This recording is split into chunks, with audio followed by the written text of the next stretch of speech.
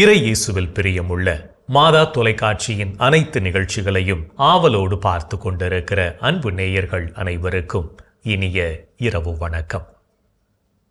இன்று நாம் புனித வாரத்தில் புனித வியாழனில் அடியெடுத்து வைத்திருக்கிறோம். இன்றைய நிகழ்விலே மாதா தொலைக்காட்சியின் தொழில்நுட்பத்துறை பொது மேலாளர் அருள்பணி ஜெனித் சேகர் அவர்கள் நம்மோடு இணைந்திருக்கிறார். வணக்கம். வணக்கம். புனித வியாழன், புனித வாரத்தில் முக்கியமான திருச்சடங்குகளுக்குள் நாம் அடியெடுத்து வைத்திருக்கிறோம். இயேசு தனது சீடர்களின் பாதங்களை கழுவிய நிகழ்வு அந்த கால யூத கலாச்சாரத்தில் எதனை குறித்தது ஃபாதர்? அதன் மூலம் இயேசு காட்டிய முன்மாதிரி என்ன? கண்டிப்பாக யூத கலாச்சாரத்திலே பாதம் கழுவது அப்படிங்கிறது ஒரு பணியாளர் வீட்டில் அடிமையாக இருக்கக்கூடிய ஒருவர் செய்யக்கூடிய ஒரு வேலையாக இருக்கிறது. குறிப்பாக வெளியிலே சென்று வரக்கூடிய அந்த வீட்டு உரிமையாளருக்கு, வீட்டு எஜமானருக்கு, வீட்டில் இருக்கக்கூடிய அடிமைகளாக இருக்கக்கூடியவர்கள் செய்யக்கூடிய ஒரு பணி இது. வந்தவுடனே உட்கார வைத்து அவர்கள் தண்ணீர் கொண்டு பாதங்களை கழுவக்கூடிய ஒரு சடங்கு என்பதை நாம் அறிகின்றோம். ஆனால் ஆண்டவர் இயேசு கிறிஸ்து தான் இறப்பதற்கு முன்பாக, குறிப்பாக அந்த நற்கருணை ஏற்படுத்திய நாளிலே தன்னை தாழ்த்தி கொண்டார் என்பதன் அடையாளமாக, குறிப்பாக தான் அடிமை கோலம் பூண்டு ஆண்டவர், குறிப்பாக தந்தை அவருக்கு கொடுத்த அந்த பணியை அவர் திறம்பட செய்திருக்கிறார் என்பதை காட்டுகின்ற விதத்தில் இது அமைந்திருக்கிறது என்பதை நான் பார்க்கிறேன். ஒரு ஆண்டவர், ஒரு கடவுள் என்ற ஒரு மனிதர், ஒரு அடையாளம், ஒரு சீடர்களுடைய சாதா மனிதர்களுடைய பாதங்களை கழுவாரெனில் நாம் எத்தகைய பணியை செய்ய வேண்டும் என்று சீடர்களுக்கு உணர்த்தக்கூடிய விதத்திலே ஒரு எக்ஸ்பெரிமெண்டல் ஒரு பாடமாக, ப்ராக்டிக்கல் சொல்லுவாங்கள்ல, பாடம் தியரி இருக்குது, ப்ராக்டிக்கல் ஒன்று இருக்குது. ஸோ ப்ராக்டிக்கலாக ஆண்டவர் இயேசு கிறிஸ்து தன் சீடர்களுக்கு உணர்த்திய ஒன்றாக நான் பார்க்கிறேன். அவர் வெறுமனே போதிக்க மட்டுமில்லை, செயல்படுத்தியும் காட்டினார். நீங்கள் இப்படி செய்யுங்க அப்படின்ற அந்த ஒரு ப்ராக்டிக்கல், அந்த செயல்பாடு. உங்கள் ஆண்டவரும் உங்களுடைய மெசியா என்று நீங்கள் சொல்லப்பட நானே ஒரு வேலை செய்கிறேன் அப்படின்னா, பிறருடைய காலடிகளை கழுவுகிறேனால் நீங்களும் அவ்வாறு செய்யுங்கள் என்பதை, நீங்களும் பிறருக்கு பணி செய்யுங்கள் என்பதை வலியுறுத்தக்கூடிய விதத்தில் இது அமைந்திருக்கு. அந்த பணி வாழ்வின் ஒரு தொடக்கமாக அந்த நற்கருணையை ஏற்படுத்தி அதை தொடர்ந்து ஒரு அந்த பணிவாழ்வின் ஆழத்தை, அந்த தன்மையை வெளிப்படுத்தும் விதமாக அது குருத்துவத்தை ஆண்டவர் ஏற்படுத்துகிறார்ல. குருத்துவத்திற்கான மையம் எதற்காக குருத்துவத்தை ஏற்படுத்துகிறார் அப்படின்னா, நீங்கள் பணியாளர்களாக பணி செய்வதற்காக மக்கள் பணி செய்யணும். அதில் குறிப்பாக உங்களோட இருக்கக்கூடிய நிலையில் அல்ல, உங்கள் நிலையிலிருந்து இறங்கி பணி செய்யணும் என்பதை உணர்த்தக்கூடியதாக இது அமைந்திருக்கிறது. இறுதி உணவிற்கு பிறகு கெத்சமனி தோட்டத்தில் இயேசு அனுபவித்த அந்த மன போராட்டம் எதை வெளிப்படுத்துகிறது? ஒவ்வொரு மனிதர்களுக்குமே ஒரு காலகட்டத்தில் ஒரு ஒப்பாரி அழுகை இருந்திருக்கும், ஒரு உள்ளத்து குமுறல் இருந்திருக்கும், ஒரு வலி வேதனைகளுக்கான ஒரு காலம் இருந்திருக்கும். அதே போல் ஆண்டவர் இயேசுவிற்கான அந்த வலி வேதனை அப்படிங்கிறது எல்லா வலி வேதனைகளை விட அதிகமான ஒன்று அப்படின்னு நான் நினைக்கிறேன். ஏன் அப்படின்னா, தந்தை கடவுள் அவருக்கு ஒரு பணியை கொடுக்குறாரு. ஆனால் அந்த பணி அப்படிங்கிறது, இறையாட்சி என்ற பணியை நான் முடிச்சிட்டேனா முடிக்கலையா அப்படிங்கிற ஒரு உறுதிப்பாடு கூட இல்லை. அது முழுமையாயிடுச்சா அப்படின்னு தெரியலை. ஆனாலும் சிலுவை சாவு என்பது முன்வைக்கப்படக்கூடிய வேளையில் ஒரு 33 வயதே ஆன ஒரு இளைஞர் என்ற முறையில், ஆண்டவரே நீர் விரும்பினால் இந்த துன்ப கிண்ணம் என்னிலிருந்து அகன்று போகட்டும், ஆயினும் என் விருப்பம் அல்ல உன் விருப்பத்தின்படியே ஆகட்டும் என்று அவர் சொல்லக்கூடிய அந்த சொல் ஆடல் அப்படிங்கிறது அவர் வாழ்வதற்காகவும் துடித்திருக்கிறார். தந்தையினுடைய விருப்பத்தை இன்னும் அதிகமாக மக்களிடம் கொண்டு செல்ல வேண்டும் என்பதை அவருடைய தாகம், அவருடைய உடல் உள்ள தாகம் இருந்திருக்கிறது. ஆயினும் அந்த நேரத்தில் ஒரு சிலுவை சாவு என்று வருகிற பொழுது அதை எப்படி ஏற்றுக்கொள்வது என்ற ஒரு உச்சக்கட்ட அந்த அக்னி என்று சொல்லக்கூடிய அந்த வலி அவருக்கு இருந்திருக்கும். ஆனாலும் அதை தந்தையினுடைய விருப்பம் என்ற அடிப்படையில் அதை ஏற்றுக்கொண்டு சிலுவையை முத்தமிடவும் அவர் முன் வருகிறார் என்பதை பார்க்கிறோம். ஸோ அந்த ஒரு கான்ஃப்ளிக்ட் ஆஃப் இன்ட்ரெஸ்ட், அந்த ஒரு சூழ்நிலையில் அவர் அனுபவிக்கக்கூடிய அந்த வலி வேதனை, முடிவெடுக்க முடியாத ஒரு தருணம், எல்லாவற்றிற்குமான அந்த குழப்பமான ஒரு சூழல் அப்படிங்கிறது தான் கெத்செமனே தோட்ட அனுபவம் நான் பார்க்குறேன். நாளையோ நாளை மறுநாளோ நாம் உயிரோடு இருக்க மாட்டோம், இறந்து விடுவோம் அப்படின்னு தெரிஞ்சால் நம்முடைய மனநிலை எப்படி இருக்கும்? அதே மாதிரி ஒரு சூழல். ஆனால் சிலுவை சாவு, சிலுவையில் கொலை செய்யப்படவிருக்கிறோம் அப்படின்றது ஆண்டவருக்கு தெரியும். சாதாரணமாக போன உடனே சிலுவையில் அரைஞ்சு கொண்டுற மாட்டாங்க, பாடுகள் படணும். அந்த கல்வாரி பயணத்தில் பல வலிகளுக்கும் வேதனைகளுக்கும் உட்பட்டு சிலுவையில் அறைந்து கொல்லப்படவிருக்கிறோம் எல்லாம் அவருக்கு தெரியும். அந்த சமயத்தில் அவருடைய மனநிலை எப்படி இருக்கும் அப்படின்றத சொன்னீங்க ஃபாதர். இறுதி இரவு உணவு, அந்த உணவு பகிர்வு, இது குறித்து நமக்கு சொல்லக்கூடிய செய்தி. பல நேரங்களில் ஆண்டவர் இயேசு கிறிஸ்து வந்து பகிர்தலை முன்வைக்கிறார். பகிர்ந்து வாழ்வது, இல்லாதவருக்கு கொடுப்பது. அவரு கூட தன்னுடைய பணிவாழ்விலே 2 மீன்கள் 5 அப்பங்களை பல பேருக்கு, குறிப்பாக 5000 பேருக்காக இருக்கலாம், 4000 பேருக்காக இருக்கலாம், பகிர்ந்து கொடுக்கக்கூடிய ஒரு பண்பை பல நேரங்களில் நம்ம பார்த்துருக்கிறோம். இந்த நற்கருணையும் அத்தகைய ஒரு பகிர்வை முன்வைக்கக்கூடிய ஒன்றாக, குறிப்பாக அதை பிட்டு கொடுத்தல் என்ற ஒரு செயல் அங்கு நடப்பதை நாம் பார்க்கிறோம். ஒரு அப்பத்திலிருந்து மற்றவர்களுக்கு அதை ரசத்திலே தோய்த்து அவர்களுக்கு கொடுக்கக்கூடிய அந்த ஒரு பண்பு அப்படிங்கிறது சீடர்களுக்கெல்லாம், அதே பவுலடியார் பிற்காலத்தில் சொல்கிறார், நாமெல்லாம் ஒரே அப்பத்தில் பங்கெடுத்தவர்கள் அல்லவா, ஒரே கிண்ணத்தில் பருகியவர்கள் அல்லவா, நம்மிடையே எதற்கு வெறுப்பு, நம்மிடையே எதற்கு ஏற்றத்தாழ்வு என்பதை ஒற்றுமையின் அடையாளமாக அந்த நற்கருணை வழிபாடு அமைந்திருக்கிறது என்பதை பார்க்கிறோம். அதுதான் ஒவ்வொரு திருப்பலி கொண்டாடுகிற பொழுதும் எத்தனை வகையான மனிதர்கள், எத்தனை நிலையிலே இருக்கக்கூடிய மனிதர்கள் எல்லாம் அந்த ஆலயத்தில் கூடி வருகிற பொழுது நாமெல்லாம் எங்கள் தந்தையே என்று சொல்கிறோம், அவர் ஃபாதர் என்று சொல்கிற பொழுது ஒரே தந்தையினுடைய பிள்ளைகள் அப்படிங்கிற ஒரு ஒரு ஒரு ஒற்றுமையை நாம் அங்கு பிரதிபலிப்பவர்களாக இருக்கிறோம். அதை தான் நற்கருணை வழிபாடும் நற்கருணை ஏற்படுத்தக்கூடிய அந்த நிகழ்வும் நமக்கு வெளிப்படுத்துகிறது அப்படிங்கிறத பார்க்க முடியுது. அந்த ஒரு சூழ்நிலையிலும் பகிர்வை வலியுறுத்தி தனது மரணத்தை அவர் எதிர்கொள்ள இருக்கிறார்.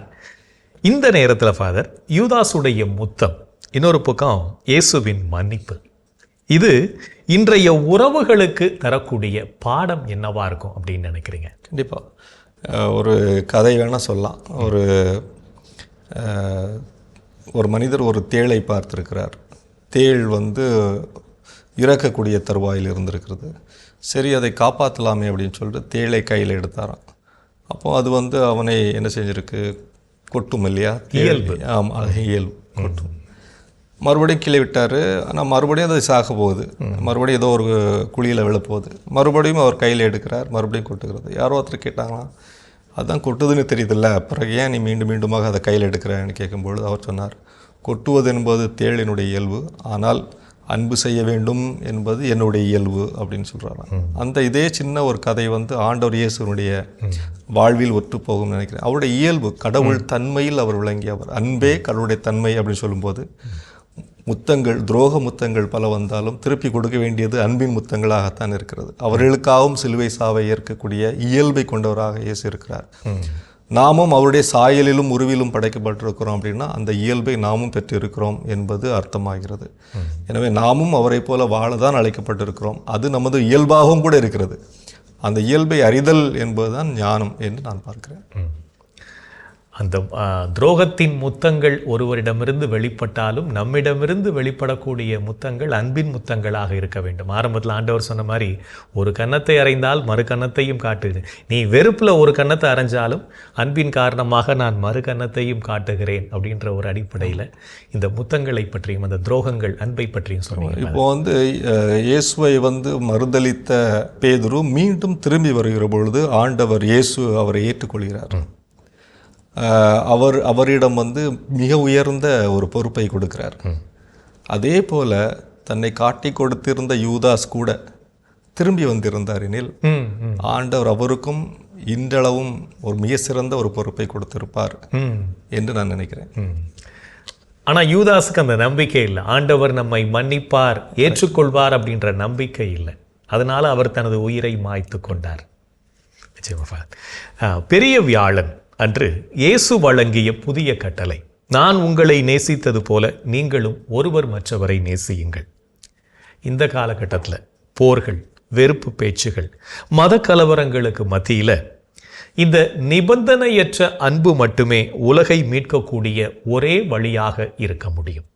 இதை எப்படி பார்க்குறீங்க ஃபாதர்? கண்டிப்பாக நீங்கள் சொல்கிறது போல தான் ஆண்டவர் இயேசுவினுடைய தத்துவம் அல்லது அவருடைய வாழ்வியல் என்பது 2000 ஆண்டுகளாக ஆன பிறகு கூட அது முழுமையாக இன்னும் பரவலாக்கம் செய்யப்படாமல் அல்லது முழுமையாக உணர்ந்து கொள்ளப்படாமல் இருந்திருக்கிறது என்பதை இன்று நடக்கக்கூடிய போர்களினாலும் இன்று நடக்கக்கூடிய பல்வேறு மனித வெறுப்பு உணர்வுகள்னாலும் நம்மால் உணர்ந்து கொள்ள முடிகிறது.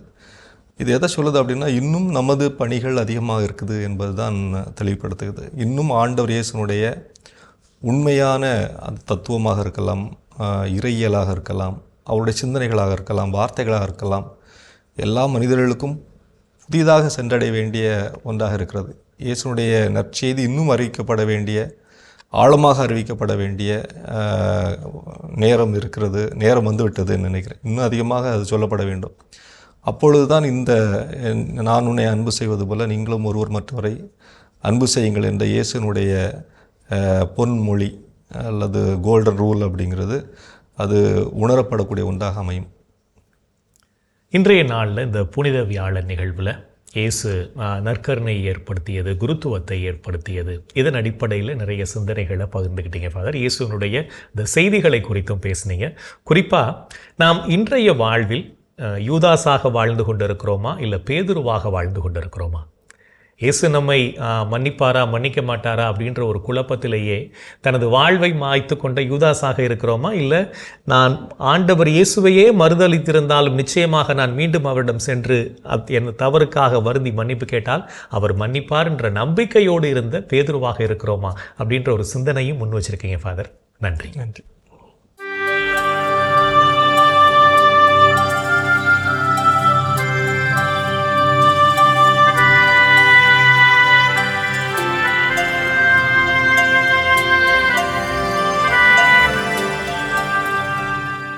இன்று நீங்கள் அலைபேசிக்கு அடிமையாயிருந்து உங்கள் நேரத்தை விரயமாக்கினீர்களா? நேரத்தை வீணாக்கும் போது கடிகாரத்தை பார், ஓடுவது முள்ளல்ல உன் வாழ்க்கை. இன்று நீங்கள் உங்கள் கணவருக்கு கீழ்ப்படிந்து நடந்தீர்களா? திருமணமான பெண்களே, ஆண்டவருக்கு பணிந்திருப்பது போல் உங்கள் கணவருக்கு நீங்கள் பணிந்திருங்கள். இன்று நீங்கள் உங்களுக்கு கொடுக்கப்பட்ட கடமையை பொறுப்புடன் செய்தீர்களா? கடமையை செய்தால் வெற்றி, கடமைக்கு செய்தால் தோல்வி.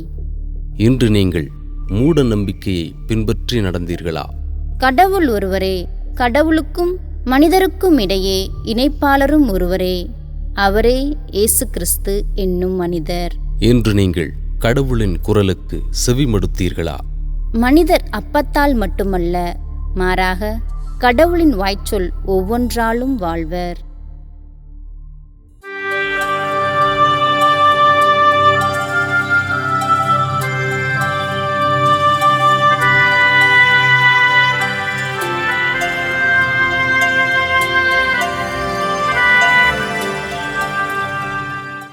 எல்லாம் வல்ல இறைவனிடமும் சகோதர சகோதரிகளே உங்களிடமும் நான் பாவி என ஏற்றுக்கொள்கிறேன். ஏனெனில் என் சிந்தனையாலும் சொல்லாலும் செயலாலும் கடமையில் தவறியதாலும் பாவங்கள் பல செய்தேன். என் பாவமே, என் பாவமே, என் பெரும் பாவமே. ஆகையால் எப்போதும் கன்னியான புனித மரியாவையும் வானதூதர் புனிதர் அனைவரையும் சகோதர சகோதரிகளே உங்களையும் நம் இறைவனாகிய ஆண்டவரிடம் எனக்காக வேண்டிக்கொள்ள மன்றாடுகிறேன். ஆமேன்.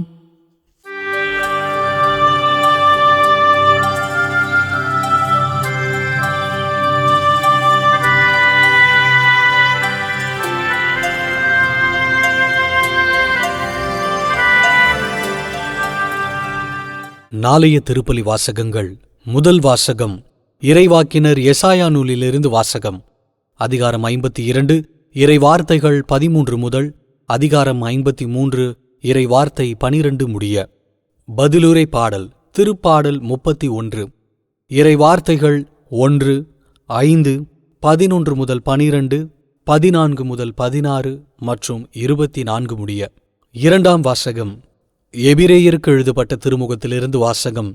அதிகாரம் 4 இறைவார்த்தைகள் 14 முதல் 16, அதிகாரம் 5, இறைவார்த்தைகள் 7 முதல் 9 முடிய. யோவான் எழுதிய தூய நற்செய்தியிலிருந்து வாசகம். அதிகாரம் 19, இறைவார்த்தைகள் 17 முதல் 30 முடிய. இயேசு சிலுவையை தாமே சுமந்து கொண்டு மண்டை ஓடு என்னும் இடத்திற்கு சென்றார். அதற்கு எபிரேய மொழியில் கொல்கொதா என்பது பெயர். அங்கே அவர்கள் இயேசுவையும் அவரோடு வேறு இருவரையும் சிலுவைகளில் அறைந்தார்கள்.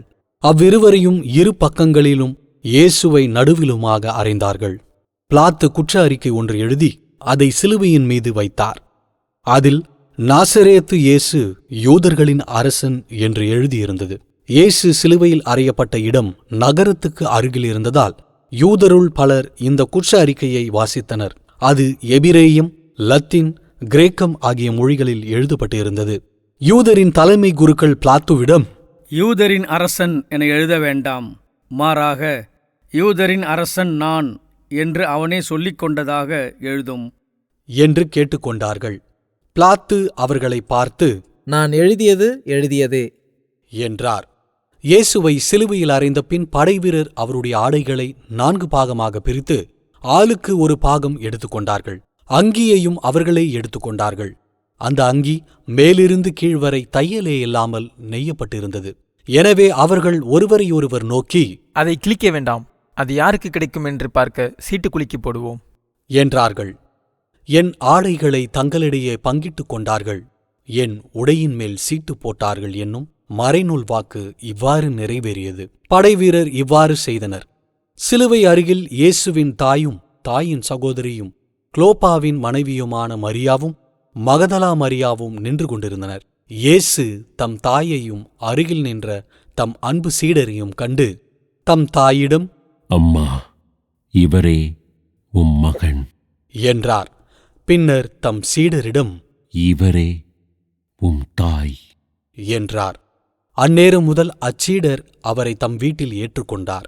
இதன்பின் அனைத்தும் நிறைவேறிவிட்டது என்பதை அறிந்த இயேசு, தாகமாய் இருக்கிறது என்றார்.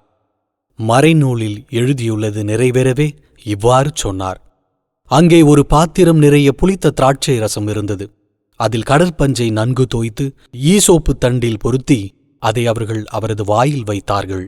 அந்த இரசத்தை குடித்ததும் இயேசு, எல்லாம் நிறைவேறிற்று என்று கூறி தலை சாய்த்து ஆவியை ஒப்படைத்தார். ஆண்டவரின் அருள்வாக்கு. கிறிஸ்துவே உமக்கு புகழ். ஆண்டவரே, உம் கையில் என் உயிரை ஒப்படைக்கின்றேன். ஆண்டவரே, உம் கையில் என் உயிரை ஒப்படைக்கின்றேன். உண்மையின் ஆண்டவராகிய கடவுளே, எம்மை மீட்டவர் நீரே. ஆண்டவரே, உம் கையில் என் உயிரை ஒப்படைக்கின்றேன். தந்தைக்கும் மகனுக்கும் தூய ஆவியாருக்கும் மாட்சி உண்டாவதாக. ஆண்டவரே, உம் கையில் என் உயிரை ஒப்படைக்கின்றேன்.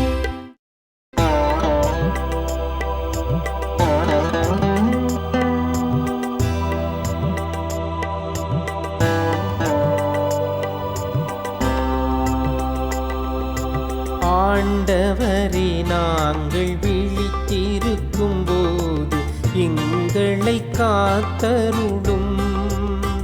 நாங்கள் தூங்கும் போது எங்களை பாதுகாத்தருளும். இதனால் கிறிஸ்துவோடு விழித்திருந்து அவரோடு அமைதியில் இளைப்பாறுவோம். அவரோடு அமைதியில் இளைப்பாறுவோம்.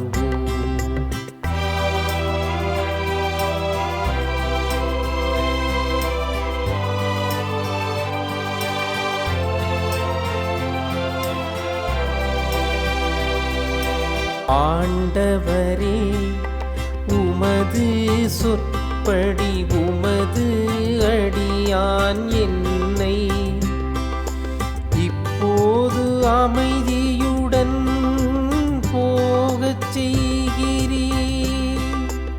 ஏனெனில் மக்கள் அனைவரும் காணுமாறு நீர் ஏற்பாடு செய்துள்ள உமது மீட்பை என் கண்கள் கண்டு கொண்டன. இம்மீட்பே பிற இனத்தாருக்கு வெளிப்பாடு அருளும் மொழி. இதுவேவும் மக்களாகிய இஸ்ராயேலுக்கு பெருமை. இஸ்ராயேலுக்கு பெருமை. தந்தைக்கும் மகனுக்கும் தூய ஆவியாருக்கும் மாட்சி உண்டாவதாக. தொடக்கத்தில் இருந்தது போல் இப்பொழுதும் எப்பொழுதும் என்றென்றும் இருப்பதாக. ஆமென். ஆண்டவரே, நாங்கள் விழித்திருக்கும் போது எங்களை காத்தருளும். நாங்கள் தூங்கும் போது எங்களை பாதுகாத்தருளும். இதனால் கிறிஸ்துவோடு விழித்திருந்து அவரோடு அமைதியில் இளைப்பாறுவோம். அவரோடு அமைதியில் இளைப்பாறுவோம். புனித வெள்ளி. ஆண்டவர் இயேசு கிறிஸ்து நமது பாவங்களுக்காக பாடுகள் பட்டு உயிர் துறந்த உன்னதமான தினமே புனித வெள்ளி.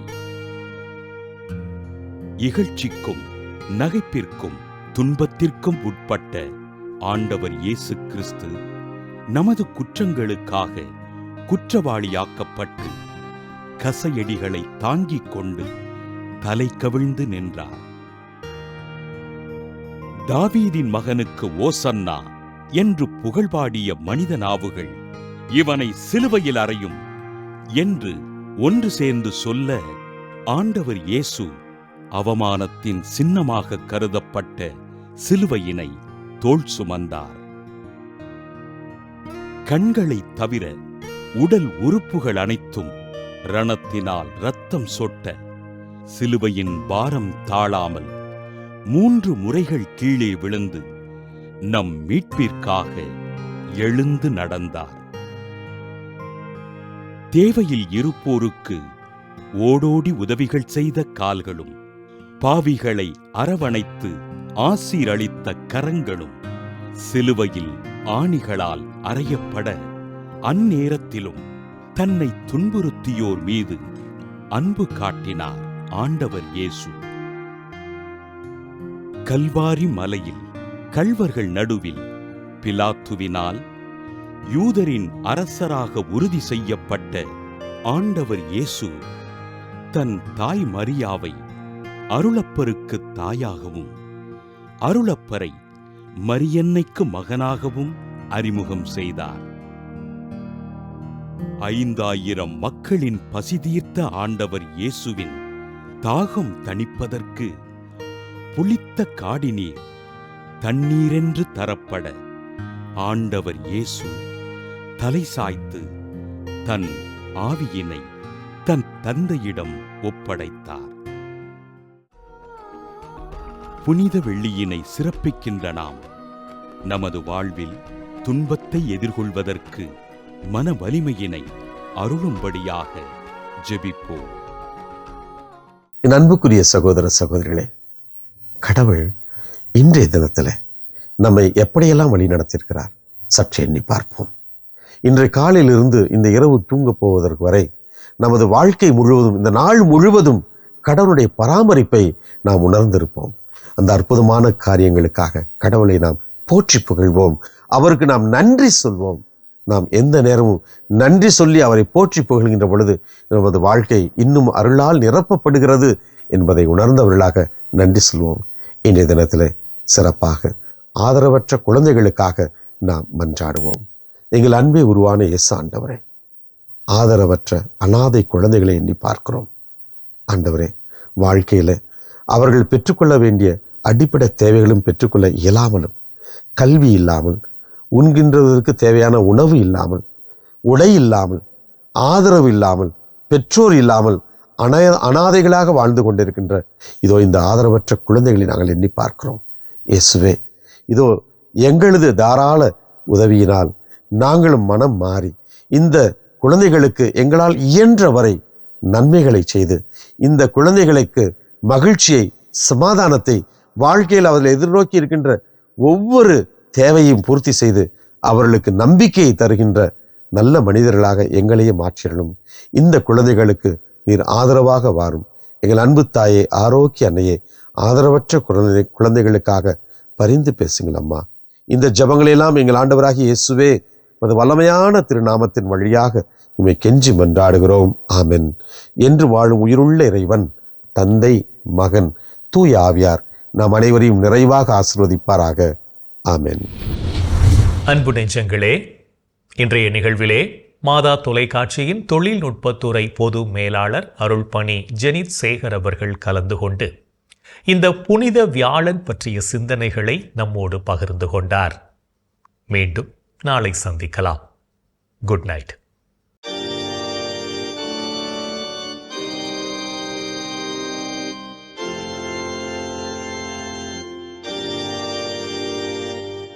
வாழ்க அரசி.